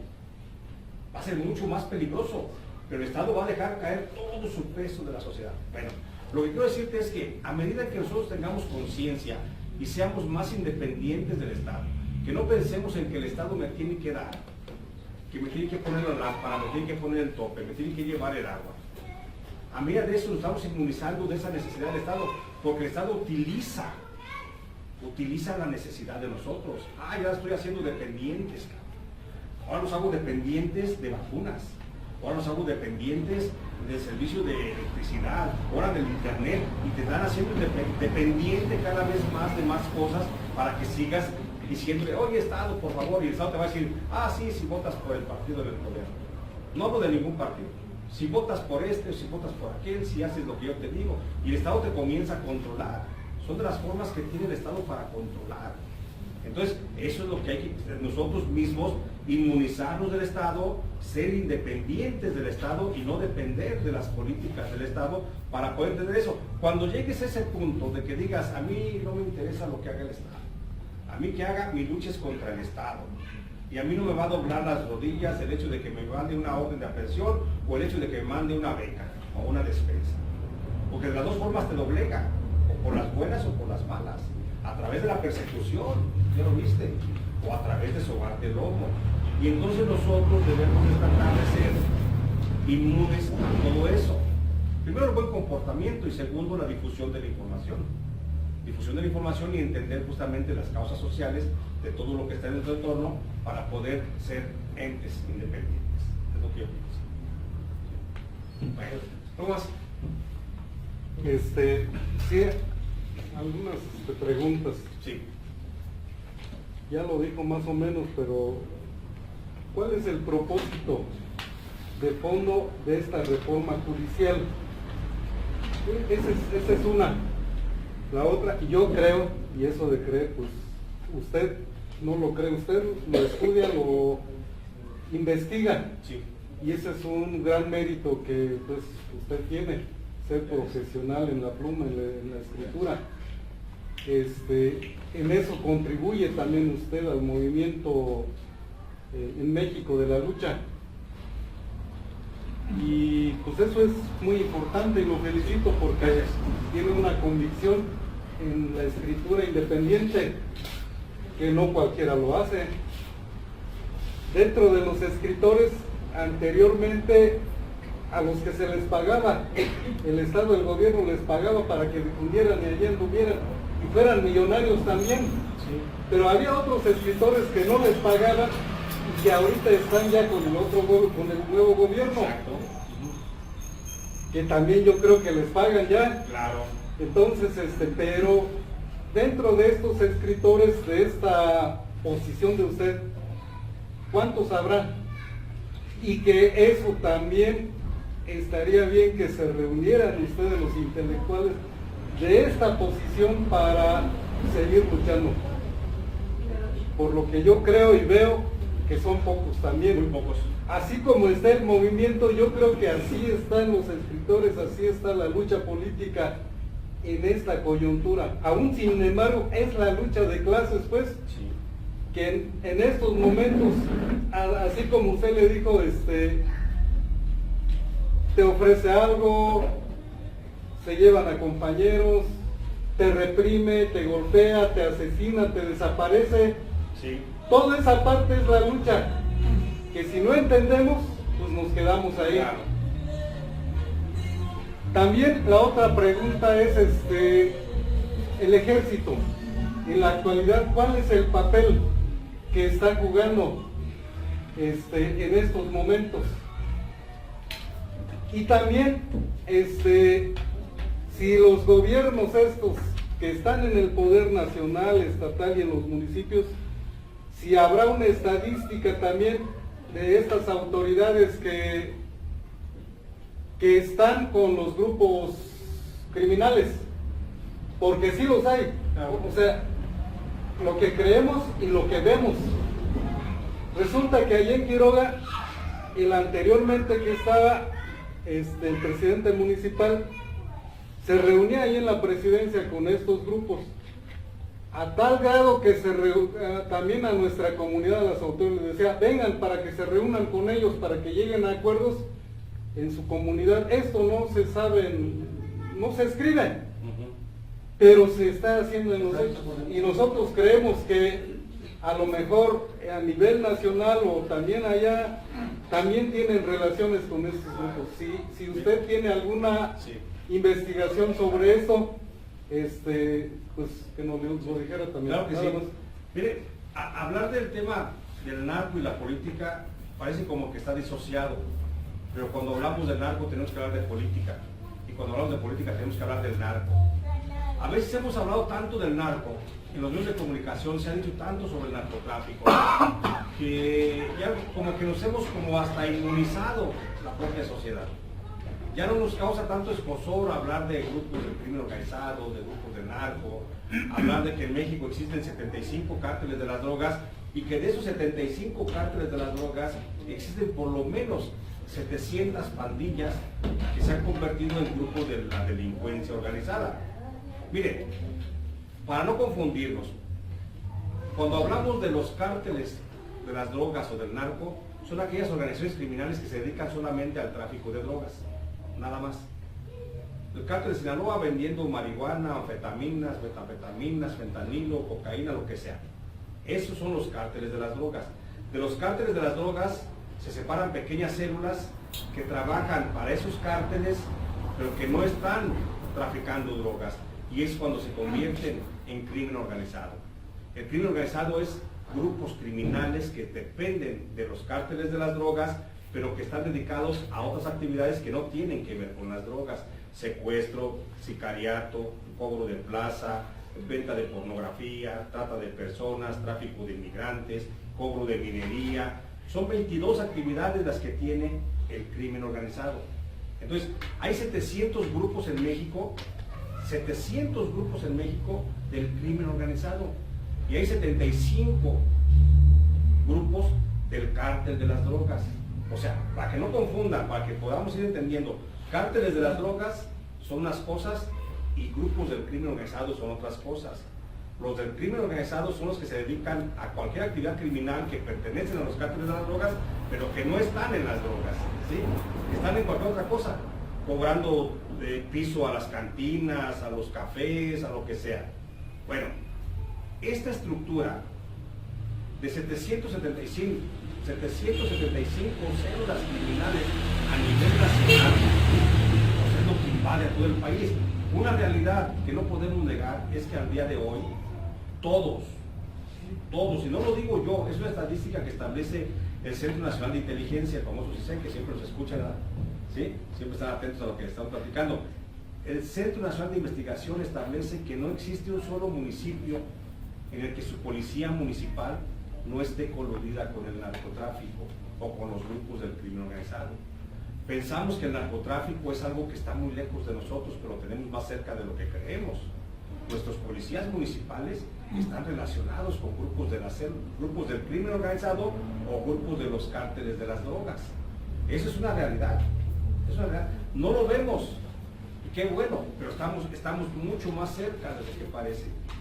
775 organizaciones criminales pactando con los municipios. Todos los municipios. Lo que no dice el Centro Nacional de Inteligencia es cuántos estados. La mayoría de los gobernadores hoy en México fueron impulsados con campañas y recursos del narcotráfico. La mayoría. Se escapa solamente el gobernador, la gobernadora de Tlaxcala y el gobernador de Yucatán. Todos los demás los financió el crimen organizado, empresarios, etc. Pero todos los demás, solamente Yucatán y Tlaxcala. Zacatecas sí está bien metido. Tlaxcala y Yucatán son los únicos en los que no existe evidencia de una relación del narco en las campañas. En los demás sí. Todos sabemos la historia de este güey, perdón, de Bedoya, ¿no? Todos sabemos la historia del narcotráfico de este gobernador y de otros. Ya no les platico del de Sinaloa, o del de Sonora, o el de Zacatecas, o el de Tamaulipas, todos relacionados con el narcotráfico. Entonces sí estamos en un grave problema, estamos en un aprieto de que sí tenemos el narcotráfico muy cerca. Sí. Ahora, ¿de esto por qué no se denuncia? Pues no se denuncia porque tú acabas de decir, ¿hacia dónde va la reforma del Poder Judicial? Va hacia un Estado controlador de todo. Antes el presidente de la República, y eso se lo atribuimos a la Revolución Mexicana, teníamos un presidencialismo que mandaba el presidente, pero mandaba el presidente en su entorno del Ejecutivo, y mandaba el presidente a todos los gobernadores, a todos los presidentes municipales, pero no mandaba al Poder Judicial de la Federación. Y en parte a veces no mandaba ni siquiera al Congreso Federal, a los senadores o a los diputados. Ahora, desde que llegó el grupo de Morena, que llegó Andrés Manuel López Obrador, la invasión es total. Quiere el control total de los poderes de la nación, del ejecutivo, legislativo y judicial, y también hacia abajo, los gobiernos estatales y los municipales. Hacia allá va la reforma al Poder Judicial, para que no haya alguien que se imponga a una expansión completa del presidente. El presidente ahora va a tener decisión de decir, ¿sabes qué? Ponlo en libertad, no lo pongas en libertad, da ese amparo, no des este amparo, da esta sentencia, aquella sentencia. Es esa la intención, no hay otra. Es esa la intención del Poder Judicial, controlar lo que es todo esto. ¿Por qué no se denuncia? ¿Por qué no se señala? Porque hoy, como nunca, la prensa está silenciada. Miren, les pongo unos datos, les doy algunos datos como usted lo quiere, profesor. El tema es, en México somos 272,000 personas las que trabajamos en medios de comunicación, 272,000 que son la secretaria del periódico, el policía del periódico, el que reparte el periódico, el que hace el periódico, el que reporta para el periódico. 272,000 personas trabajamos en medios de comunicación. De esas 272,000 personas, solamente 20,000 son reporteros o comunicadores. Ya le bajamos de 272,000, solamente hay 20,000 que hacemos trabajo de campo, que vamos a la nota, que escribimos, que publicamos, que toma la fotografía. Solamente 20,000 son los que podrían considerarse la fuerza bruta del periodismo. De esos 20,000 en México, solamente somos 70 periodistas los que hacemos trabajo independiente fuera de los medios de comunicación corporativos como La Jornada, El Universal, El Milenio, etcétera, etcétera. Solamente 70 periodistas son los que hacemos trabajo de reportero y que lo publicamos en nuestros portales o en nuestros libros. Solamente. ¿Qué les quiero decir con esto? Que de esos 20,000 periodistas que estamos todos los días, periodistas o reporteros, porque una cosa es ser periodista, otra cosa es ser reportero. Eres reportero cuando solamente haces reportes. Cuando vas al lugar de los hechos o le entrevistas al presidente municipal o al gobernador, y el gobernador dice, vamos a hacer un libramiento por aquí y por allá. Haces tu nota, vas, reportas, ese es el reportero. El periodista es el que dice, oye, fíjate que vamos a hacer un libramiento por allá. Espérame, deja apoyar allá. Oye, pues ese libramiento le va a afectar a los colonos, ya expropiaron tierras, hay protestas, y te metes más a fondo, ese es el periodista. Y entonces el periodista no hace un reporte, hace un artículo completo, un reportaje completo. Del reporte pasas al reportaje, y esa es la diferencia entre el periodista. Hay otra cosa que se llama comunicador. El comunicador es el que sale en el YouTube, en el Facebook, en las noticias. Loren de Mola, por ejemplo, es un comunicador, no es reportero ni es periodista. Es un comunicador que se presenta y da noticias, y lee noticias de otros, y se va. Carmen Aristegui es una comunicadora, no es periodista, no es reportera. Pero sí dan su concepción. Exactamente. Cosas, y ¿sí? eso te friega. Exacto. Entonces, esas son las distintas categorías en el mundo de la información. Por decirlo así rápidamente, el tema es que cuando de esos 20,000 que hacen reportes, que presentan noticias o que hacen reportajes, que son periodistas, reporteros o comunicadores, de esos 20,000, solamente una pequeña parte es la que se mantiene imparcial, que no están ni a favor del PRI, PAN, PRD, etcétera, como oposición del régimen, y que tampoco están al servicio de la Cuarta Transformación, aplaudiendo lo que dice la presidenta y sus funcionarios. Y nos mantenemos así independientes, unos 100 reporteros a lo mejor, o 70 escribimos libros, 70 hacemos periodismo en libros, o tenemos nuestras páginas de internet, y somos independientes porque no recibimos ningún pago del gobierno. Esa es la gran diferencia. Entonces, sí existe un mundo es un mundo de la información, y también aquí hay una gran responsabilidad de los periodistas, porque hay muchos comunicadores y reporteros, o que están en las redes sociales, que han preferido vivir bien, recibiendo buenos salarios del gobierno federal, para ocultar la realidad que está pasando en el país. Cuando en realidad la obligación del reportero, ¿cuál es la obligación del reportero y del periodista? Publicar lo que alguien quiere y que no se publique. Esa es la función básica. Yo como soy periodista, pues publico lo que alguien no quiere. Mi tocayo no quiere que le publiquen esto, pues déjalo publico. Esa es la función. El presidente no quiere que le publiquen esto. El gobernador no quiere que publiquen esto. Esta es la función. Y eso es lo que hacemos los periodistas. ¿Sí? ¿Una pregunta más? ¿Sí? Comentaba usted acerca de la prevaricación. ¿Es un recurso o qué es? Es un comportamiento, bueno, es una clasificación de delito, lo que viene desde la Biblia. No está tipificado como delito, es un comportamiento de un juzgador.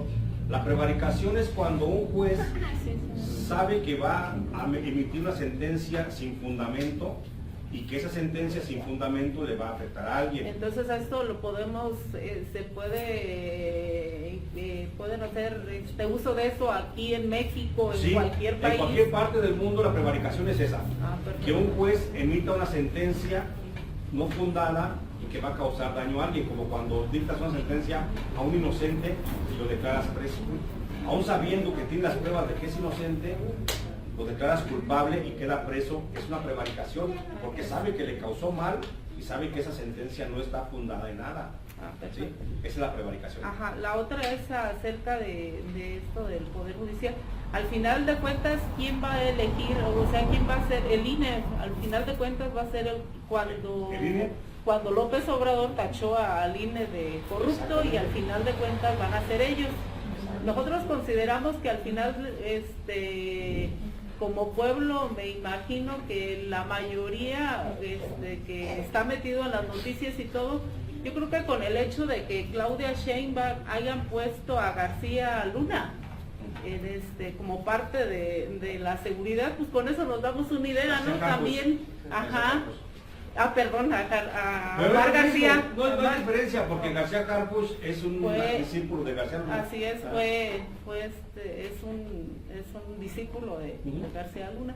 Entonces, con eso te das una idea hasta dónde van a llevar lo del Poder Judicial. Sí. La otra es, yo considero que el narcotráfico es implementado por una política que están utilizando pues el capitalismo, auspiciada concretamente por Estados Unidos y que las mete en los diferentes países, y considero, bueno, estoy más o menos al tanto de las noticias en el sentido de Cuba. No coincido cuando se dice que es un socialismo, ¿cómo mencionó? Socialismo narcosocialismo, no coincido en eso, porque yo creo que si algo ha hecho Cuba en este caso es combatir y estar denunciando cómo Colombia está metiendo, o sea, sí lo hacen, ¿no? O sea, buscan la forma de meter el narco a Cuba y a otros países y lo denuncian. Ahí tenemos la ejecución de los Ochoa, ¿no? De las políticas que está implementando Cuba y que las está denunciando, o sea, está denunciando cómo el imperialismo a través de Colombia están metiendo la droga adentro de este país, ¿no? Y que sin embargo, bueno, ellos se han propuesto decir ni un joven drogado en Cuba. Entonces, y eso es donde no... ¿Y no hay jóvenes drogados en Cuba? Le pregunto yo. No, bueno, yo no he ido, pero también es parte de la política que están implementando, que lo está denunciando Cuba, pues. Pero no porque lo permita. No porque lo permite. No, pues en México tampoco el gobierno lo permite. ¿Sí hay una permisión en México para que los jóvenes se droguen? El discurso, ¿no? O sea, oficialmente los estados no permiten el uso de las drogas en sus juventudes. Oficialmente, así como diría Cuba, no permitimos, ¿no? Igual que en México no permite que se droguen los jóvenes. No hay nada que diga México permite. En México, oficialmente el gobierno mexicano no permite la drogadicción, igual que Cuba. Sí. Sin embargo, ¿en México hay drogadicción o no hay? Pero sí, o sea, por ley no lo permite, pero los hechos sí lo permite, pues. ¿En México? En México. ¿Y en Cuba? Y en Cuba está prohibido, por ley está prohibido. Sin embargo, le vuelvo a comentar, bueno, por lo que conozco, Colombia busca la forma de filtrar lo que es la droga, ¿no? Entonces, y se está combatiendo esa parte, pero bueno. Sí, entonces está bien. Sí. Miren, escuchando pues que también dicen, ¿no?, estar de acuerdo con el marxismo-leninismo. Sí, cuando estamos en esa concepción filosófica y la adoptamos como una forma de lucha, pues a través de varias pláticas o de varios documentos leídos o de libros, se llega a la conclusión de que entre el capitalismo y el socialismo hay dos diferencias. Claro. Hay una diferencia fundamental, que en el capitalismo lo fundamental para ellos es la mercancía, es el dinero. Nosotros somos parte de esa mercancía, ¿sí? Y en el socialismo no he visto otra cosa, aunque nunca haya estado en un país socialista, ahí lo más importante es el ser humano, ¿sí? Entonces, cuando ha habido intentos de que se penetre el narcotráfico, no me acuerdo de un nombre de un general de hace varios años, que fue fusilado, que por querer agarrar recursos para el Estado socialista cubano, le hizo de esa forma, o le quería hacer de esa forma. Se da cuenta, se dan cuenta ellos y ¿qué pasó? Lo fusilan. Los 8. Sí. Entonces, o sea, sí hay una diferencia, ¿no? No, sí me queda, o sea, sí me queda claro. Sí, entonces, aquí, de hecho, en ningún estado, ya sea capitalista o socialista, va a haber una versión que diga, damos permiso para esto.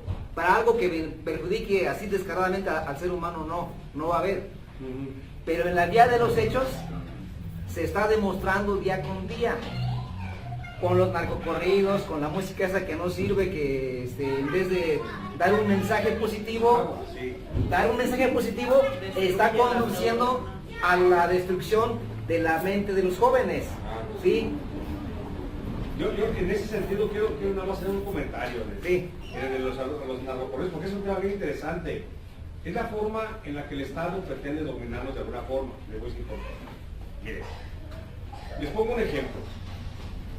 En México tenemos un grave problema de agua. Parece que estoy, pero no. Saliéndome el tema, pero no. En México tenemos un grave problema de agua. En México el agua se está consumiendo, se está acabando.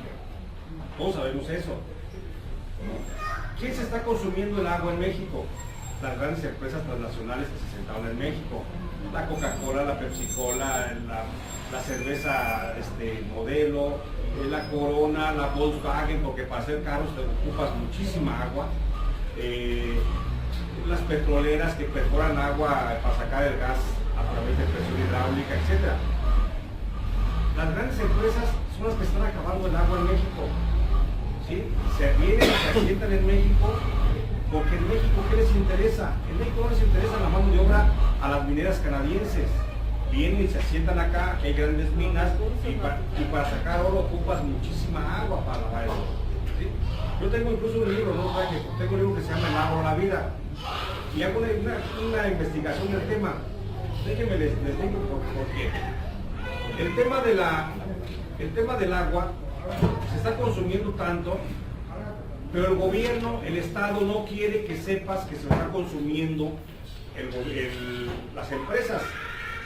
Y por eso surge la política de decir, báñate en 5 minutos a la ducha, utiliza el agua del trapeador para que riegues tus macetas, no utilices el excusado grande, un depósito más chico. O sea, nos cierran el agua, ¿sí? No laves el carro con la manguera, lávalo con una cubeta. Nos quiere el gobierno pasar la factura y culparnos a nosotros del consumo de agua. Nosotros no estamos consumiendo el agua, porque está demostrado que toda la gente de México podríamos tirar, todos los que vivimos en zonas urbanas o rurales, la población, los 130 millones de habitantes de México, podríamos tirar el agua todo el día y no nos acabamos el agua que existe en México en 50 años. ¿Sí? Podemos dejar abiertas las llaves de la casa y que fluya el agua y el agua y el agua y el agua. No nos acabamos el agua en 50 años. Aparte no se va a contaminar. Exactamente. Quienes están contaminando el agua, quienes están acabando el agua, son las grandes empresas transnacionales. Pero el gobierno, Coca-Cola, pero el gobierno no quiere que lo sepas tú. El gobierno quiere responsabilizarte a ti de que se está acabando el agua. Por eso está la campaña de cierra la llave, no tires el agua, porque quieren taparle las espaldas, cubrir las espaldas a las empresas transnacionales. ¿Sí me explico? Bueno, lo mismo está pasando con el tema del corrido, la censura. Ay, que el corrido, podemos escuchar corrido, mire, escuchábamos corridos de la Revolución, y eran bandoleros, que era Pancho Villa. Escuchábamos corridos de Lacrio Bernal, de Simón Blanco, hasta de Camelia la Tejana. No nos hacen daño. El corrido, narcocorrido, no nos afecta en nada. Lo que pasa es que el gobierno federal está manejando la misma estrategia del agua. Déjate digo que si escuchas corridos hay violencia. Y entonces la culpa de la violencia es por tu culpa. Es por ti que escuchas corridos. Es por ti que les dejas a tus hijos escuchar corridos. La culpa del narcotráfico y de la violencia no es del narcotráfico ni de la violencia, es por ti que estás escuchando corridos. Y por eso te están pasando la idea de que hay que censurar los corridos. No se va a acabar la violencia si dejamos de escuchar corridos. No. Lo que el gobierno quiere es responsabilizarnos a nosotros de que escuchar corridos está mal y es culpa de lo que está generando la violencia. Lo mismo que con el agua. Es una estrategia bien definida del Estado. El Estado es el que nos quiere bombardear con esas ideas y meternos en ese concepto, en esas cosas raras para decirte, por tu culpa, profesor, por tu culpa hay violencia, porque escuchas a los Tigres del Norte. Oye, tan chingón que cantan los Tigres del Norte. ¿Y qué es el corrido? El corrido es una denuncia, no es una denuncia, es una narración de hechos, es leer una historia, es un librito, un corrido es un librito. ¿Sí? ¿Sí? Porque el corrido no te hace que halagues o alabes. Yo escucho corridos de Pancho Villa y les digo de los Tigres del Norte, me encantan, ese de los corridos prohibidos, es un discazo. Te narra una historia del narcotráfico. No podemos negar el narcotráfico que existe.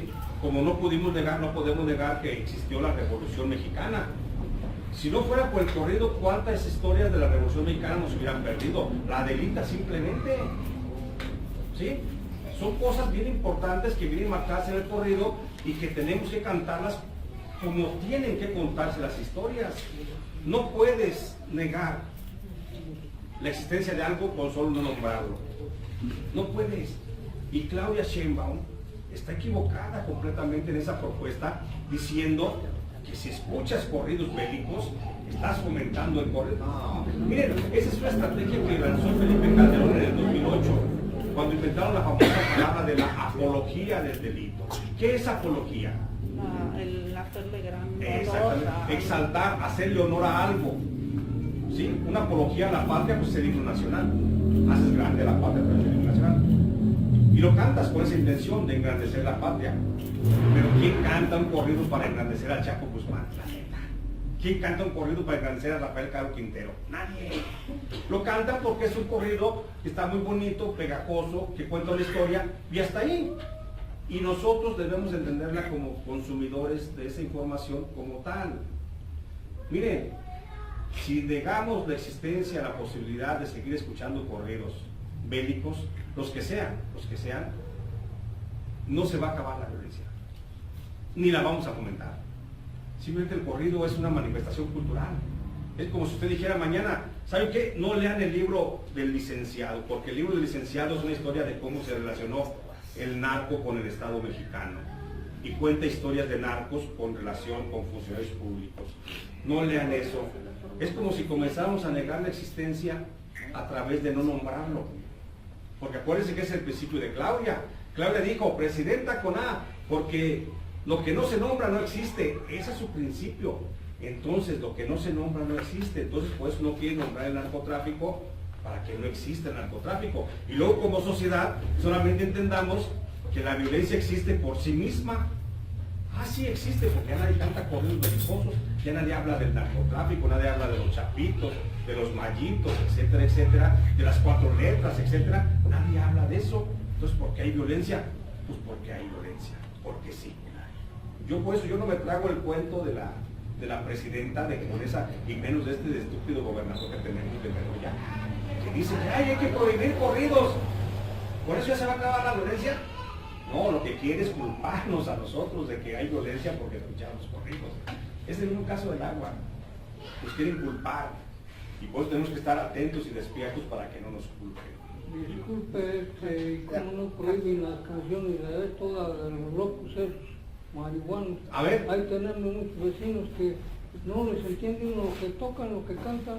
A ver, pues, exactamente. ¿Qué buen punto toca usted? ¿Cómo se llama? Y yo tengo un nombre bíblico, Lot. Lot. Ah, muy bueno, ¿eh? Sí.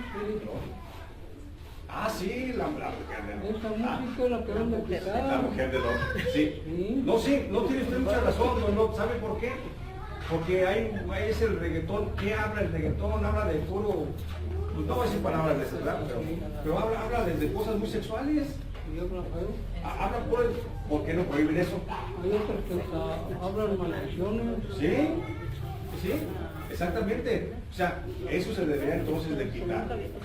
No nos traguemos la mentira del gobierno. Vamos a ser más inteligentes que el gobierno y vamos a reflexionar, vamos a fondo, a pensar, digo, porque de eso se trata esto, de no confundirnos, porque ellos quieren que nos confundan. Mire, entre más confundidos seamos nosotros, ellos pueden hacer lo que más quieran. ¿Sí? Vamos terminando. Un comentario. Sí, de alguna. Una cuestión, tal parece que hay en la cuestión de deformación de la conciencia masiva. Es decir, todo eso apunta como para ir estableciendo una censura fina, Claro. que a final de cuentas se haga una censura también que prohíban hasta escuchar a José de Molina. Sí. ¿Sí? Es decir, hay una tendencia a disfrazada de, ¿sí? Sí. Entonces, y hay también una cuestión de los medios de comunicación, de comunicadores, de periodistas y todo, a nivel mundial y nacional, que tienen una tendencia al servicio del Estado y de los grupos oligárquicos y nos presentan toda una serie de... Claro, hay excepciones. Periodistas con análisis, con orientación y con un proceso de reeducación, ¿sí? Entonces tenemos que tener cuidado de toda la información que circula en los medios, en televisión, en cine, en radio, en YouTube, porque muchas veces ya es tendenciosa, a tal grado que nos hacen ver que los problemas mundiales son de una forma para favorecer a, y las que favorecen es siempre los que tienen más dinero económico, ¿sí? A tal grado nos confunden a nosotros que sí había que ver muchas veces las fuentes de investigación, porque bueno, si a nivel de mundial y de América Latina hay países que están impulsando la lucha por el socialismo, con los errores que sean Cuba o Venezuela, Cuba es uno de los países que ha sufrido más, le han causado daños por más de 100.000 millones de dólares con el cerco. Esto ha impactado en cierta manera la cuestión del socialismo, que no se ha podido desarrollar por el cerco tan criminal de Estados Unidos contra Cuba. Y Cuba, pese a todo, primer lugar en atención humanista, de salud, ¿sí?, de educación y de toda una serie de cosas. Venezuela, con todos los errores que hayan tenido y todo, es un baluarte en América Latina para el desarrollo social, político y económico. ¿Por qué los Estados Unidos le han mandado más de 1.600 sanciones a Venezuela? A Rusia 70.000, a Cuba más de 1.000 sanciones y se multiplican, ¿sí? Entonces tenemos que ver precisamente que muchas veces hay precisamente problemas de identificar cuál es la situación. Ahorita nosotros nos decimos como profes, el problema fundamental ya no es la educación, es la reeducación. Y el problema fundamental de la reeducación, aparte de los conocimientos, es la formación de una conciencia, pero una conciencia política que rescate el interés por el individuo y la sociedad en general, es decir, aumentar nuestra sensibilidad de preocupación ante los grandes problemas que hay de drogadicción, de destrucción, de desaparición forzada, de opresión política, de persecución política y toda una serie de cosas. pero nunca perder la idea de que el socialismo lo estamos construyendo con muchos problemas, con muchos trabajos, y que hay baluartes en América Latina de socialismo. Cuba y Venezuela, con todos los errores que cometan, ¿sí? Ecuador desgraciadamente nos lo destruyeron. Quedan bastiones como Nicaragua, como Venezuela, como Cuba, ¿sí? Y no nos dejemos engañar tampoco por el canto de sirena de que en México está habiendo una apertura con Morena. Sabemos que Morena ya está cooptado por elementos activantes del PAN, del PRI, del PRD, de todos. Morena ya es una cuestión de chapulines, pues, y ya hasta ahí no resuelve ninguno de los problemas, ¿sí? Entonces, sí tenemos que pensar en todo eso, compañeros, y estar siempre con la idea de reeducarnos y concientizarnos, ¿sí? De forma colectiva, independiente o particular.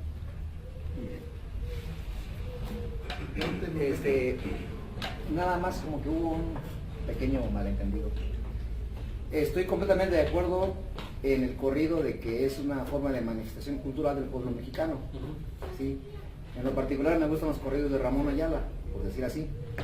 Sí, a lo que yo me refería es a la música. Hay una música que si el joven no está lo suficientemente consolidado en una formación bien cimentada, tiende a reproducir eso, a imitar. Claro. ¿Sí? O si no, ¿por qué no? ¿Cómo nos explicamos de que la mayoría de los sicarios son chamacos de 15 hasta 20 años? ¿Sí? Esa música los alimenta a ellos. ¿Sí? Pero el corrido así, en esencia, como surgió, mis respetos. Exacto. Ahora, lo otro, es cierto que la culpa de todo lo que pasa en el planeta nos la quieren echar, ¿sí? También con el calentamiento global, por ejemplo, me vino eso a la cabeza porque mencionó lo del agua. Nos hacen creer que nosotros somos los que contaminamos todo, ¿no? Y todo ese rollo, cuando son las grandes empresas, ¿sí? Calentamientos globales siempre ha ido a la Tierra. Si no, ¿cómo hubiera pasado por el estrecho de Bering el hombre de aquel entonces, ¿no? Que caminó por hielo, pues. Hubo un cambio de clima. Ha habido etapas de calor intenso. ¿Sí? Pero no es porque el ser humano tenga la culpa. No. Es porque ellos quieren que nosotros nos sientamos culpables de todo lo que está pasando aquí en la Tierra. ¿Sí? Así es. No, y yo estoy de acuerdo con usted, porque ahorita que dice del corrido, o sea, el que yo diga y defienda que no tiene nada de malo escuchar corridos, también hay que establecer una cosa: no todos los corridos tienen la intención de difundir. Hay unos que sí exaltan, hay unos, pero son muy pocos a lo mejor. Después escuchen, hay muchos corridos que sí exaltan la vida de algunos narcotraficantes, y ahí sí hay que reconocer, sí existen. Para un Estado o para un sistema, ¿qué es más fácil? Eliminar mentes desde la niñez, desde la juventud, educarlos a su manera, o sea, a través de la descomposición social, que luego estar combatiendo a jóvenes que se organicen por la lucha por otra alternativa de vida. Exacto. ¿Sí? Yo en ese sentido lo decía. En ese sentido lo decía yo. Sí, estoy totalmente de acuerdo contigo ahí, maestro, porque hay que reconocer nada más, y ya con esto yo quiero cerrar mi participación, cómo el Estado a veces es tan torpe en la formación de su sociedad. Primero, nos forman en un sistema educativo de competencias, donde el mejor tiene 10 y el menos mejor, el último tiene un 1, un 5. Y entonces te ponen un sistema de competencias en la primaria, en la secundaria, en la prepa, en la universidad, y te forma a combatir, a pelear, a ser competitivo con tus compañeros, y luego quieren que ya cuando llegues a la edad adulta seas solidario. ¿Cómo? ¿No? Desde ahí estamos mal en el sistema de educación, ¿sí? Un sistema de educación de competencias para luego llegar y querer que todos sean solidarios. Pues ¿cómo? Si los llevas toda la vida formando en la competencia y quieres que llegue y sea solidario, pues es difícil. Bueno, yo por esto cierro ya mi participación. Agradecerles a todos su presencia, su apoyo en esta mañana. y pues ojalá que no sea la última vez que me inviten para platicar con ustedes sobre estos temas y no se me vaya nada más, ¿sí? Muchas gracias.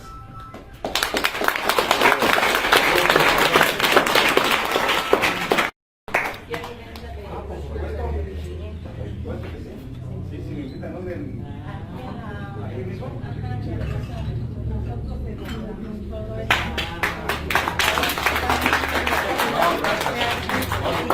Campaña en octubre, nos instalamos en octubre ahí en la Plaza Melchor Ocampo. Sí, por supuesto, estamos ahí con ustedes.